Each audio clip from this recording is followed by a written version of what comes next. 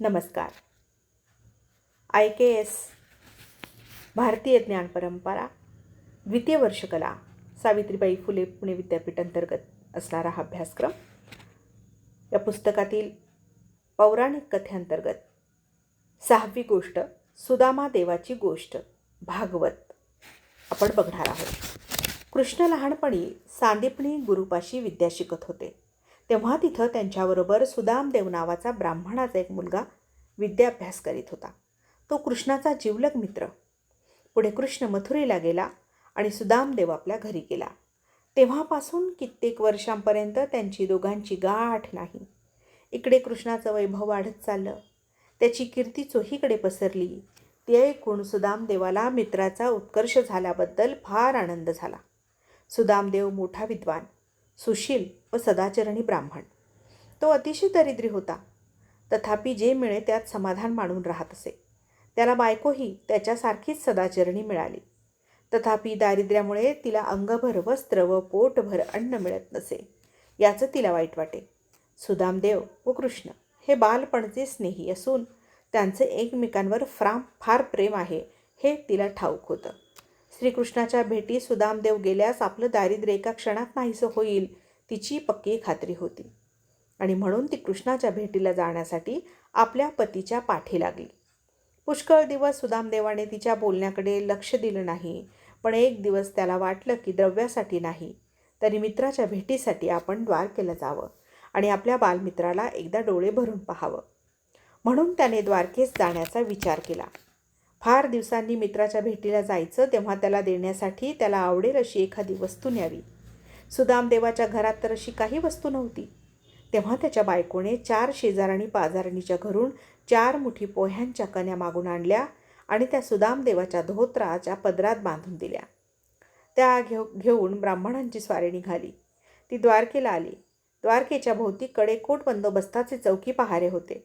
त्यातून सुदामदेवाने मोठ्या कष्टाने बाहेर पडून दुसऱ्या काही ब्राह्मणांबरोबर नगरात एकदाचा प्रवेश केला आणि शोध करीत रुक्मिणीच्या मंदिरात कृष्ण बसले होते तिथपर्यंत ब्राह्मण जाऊन पोहोचला. सुदामदेवाला पाहताच कृष्णाने त्वरेने पुढे होऊन आपल्या मित्राला आलिंगन दिलं. त्याचे पाय धुतले, त्याच्या अंगाला सुवासिक पदार्थांच्या उट्या लावल्या. हा फाटके तुटके नेसलेला दरिद्री ब्राह्मण आणि कृष्ण याचा इतका आदर का करतात हे कोणालाच काही कळेना. कृष्णाच्या व त्या ब्राह्मणाच्या पुष्कळ वेळपर्यंत सुखदुःखाच्या गोष्टी झाल्या. त्यात गुरुच्या घरी राहत असता नाना प्रकारच्या प्रसंगातून आपण कसे पार पडलो, गुरुजींचं आपल्यावर कसं प्रेम होतं, आपण एके जागी कसे हसलो, खेळलो, विद्या पडलो इत्यादी लहानपणच्या आठवणी निघाल्या. तेव्हा दोघांच्याही नेत्रातून प्रेमाश्रू वाहू लागले. गोष्टी झाल्यानंतर माझ्यासाठी तू काय भेट आणली आहेस ती दे, असं कृष्णाला म्हटलं. तेव्हा ज्याचं ऐश्वर्य मोठमोठ्या राजांचेही डोळे दिपवून टाकीत होते, त्याला आपण आणलेल्या भिकार कण्या भेट म्हणून कशा द्याव्या अशी लज्जा वाटून सुदामदेव विचारात पडला. तो खाली मान घालून बसला. तेव्हा कृष्णाने आपण होऊन त्याच्या धोत्राच्या पदरात बांधलेले पोहे धुंडाळून काढले. आणखी त्यातले मुठभर पोहे मोठ्या आवडीने खाल्ले. ते त्याला इतके गोड लागले की त्याच्या पुढे रसभरीत पंचपक्वान्न अगदी फिकी. हा सगळा प्रेमाचा प्रभाव, दुसरं काय. सुदामदेवाने एक दिवस कृष्णाच्या इथे राहून दुसरे दिवशी निरोप घेतला. कृष्णानेही त्याला दूरपर्यंत पोचवायला जाऊन असाच वारंवार भेट देत जा म्हणून आग्रहाने सांगितलं. सुदामा आला तसा परत वाट चालू लागला. पण मला थोडं तरी धन द्या असे शब्द त्याच्या तोंडातून लज्जेमुळे निघाले नाहीत. कृष्णानेही आपण होऊन त्याला घे असं म्हटलं नाही. आपल्या मित्राने ऐश्वर्य प्राप्त झालं असताही पूर्वीची ओळख कायम ठेवून आपल्याला सख्या भावाप्रमाणे वागवलं, या गोष्टीची सुदामदेवला मोठी धन्यता वाटली.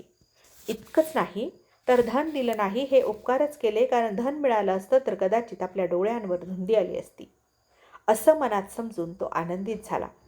याप्रमाणे मित्राच्या भेटीचा लाभ घडल्याबद्दल आनंद मानीत तो ब्राह्मण आपल्या गावाजवळ जसजसा येत चालला तसतसं त्यांच्या गावाचे स्वरूप एकदम पालटलेले त्याला दिसू लागले.